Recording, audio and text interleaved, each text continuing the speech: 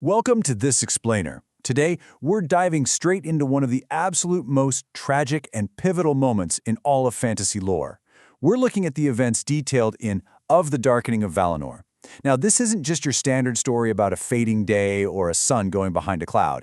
No, this is about the deliberate, calculated murder of Radiance itself, and honestly, the incredibly devastating cost of a false sense of security.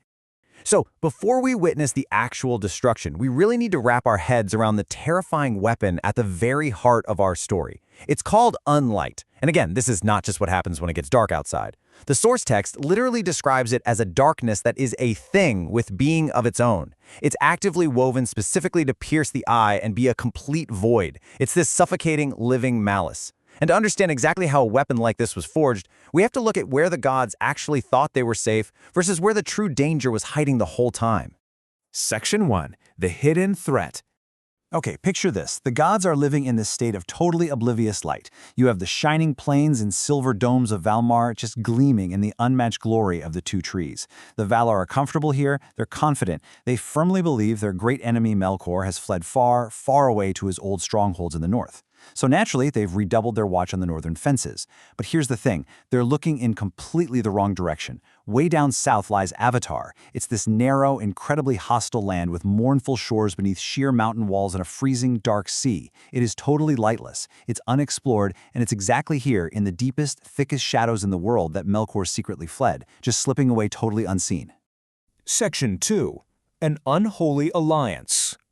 Down in the darkness of Avatar, Melkor assumes his terrible, permanent form as the tyrant of Utumno. Think a Dark Lord, tall and utterly terrifying. And he's there to seek out Ungoliant. She's a monstrous spider of unknown origin who fled south just to escape the gods. She desires only to be the mistress of her own lust, taking absolutely everything to herself just to feed this infinite emptiness inside her. She hates the light, and yet she hungers for it. So, when Melkor reveals his master plan to attack the Blessed Realm, at first she's terrified of the god's power. But Melkor is the great thief, right? He sets his lure perfectly. He promises her that if she helps him, he will give her whatsoever her lust may demand. He literally tells her, "Yea," with both hands, while secretly laughing in his heart. He makes a promise to feed a bottomless void just to secure the ultimate weapon. Section 3. A Festival of False Peace. Now, the irony here is just massive. While the devil is literally plotting right at their borders, what are the gods doing? Well, they're throwing a huge party. Manwë decrees a feast more glorious than any held since the Elves first came to Aman. It's the time of the first gathering of fruits. So the Valar are looking entirely inward. They're focused on enjoying the harvest, praising Eru, and, crucially, trying to patch up internal political drama among the Noldor. They're just hoping to forget utterly the lies of their enemy. Because of this, their city lies completely empty. Their lands are just sleeping in peace. They are entirely unguarded, completely trusting in the sheer majesty of their own realm. And right at the absolute center of this festival is this tense, incredibly fragile reconciliation of princes. Feanor is commanded to attend, but he shows up without his festival raiment. He's wearing no silver, no gold, no gems at all. He leaves the legendary Silmarils locked away in an iron chamber in Formenos, actively denying their light to the Valar. Yet right there before the throne of Manwë, he meets his half-brother Fingolfin. Fingolfin holds out his hand and pledges to remember no grievance, vowing to follow Feanor's lead. Feanor just coldly replies, "I hear thee, so be it." As the princes exchange these incredibly fragile vows of peace, their city lies completely and utterly empty behind them. Neither of them truly grasps the massive doom hanging right over those very words. It is honestly agonizing how perfectly these events align. Just look at the timeline. In Hour 1, Valinor fills with this radiant mingling of silver and gold light from the two trees. Then, by the second hour, the princes finalize their reconciliation before the throne of Manwë. And at that exact moment, at the absolute peak of joy and harmony, the third hour hits. Melkor and Ungoliant, hidden entirely under that suffocating cloak of unlight we talked about earlier, reach the summit of the highest southern mountain. Ungoliant silently casts down a ladder of woven ropes. The gods are down there celebrating, entirely unaware that the tyrant of Utumno is standing right on their borders, looking down upon the golden wheat and the silver domes. Section 4. Death of the Two Trees. And then the tension just violently breaks. Melkor laughs aloud and leaps down the long western slopes, completely shrouded in Ungoliant's darkness, hurtling like a black cloud toward the green mound of Azelahar. Guys, this wasn't a battle. It was a swift, brutal execution. First, Melkor springs onto the mound and pierces both trees to their absolute core with a black spear, wounding them so deeply that their sap pours out like spilled blood.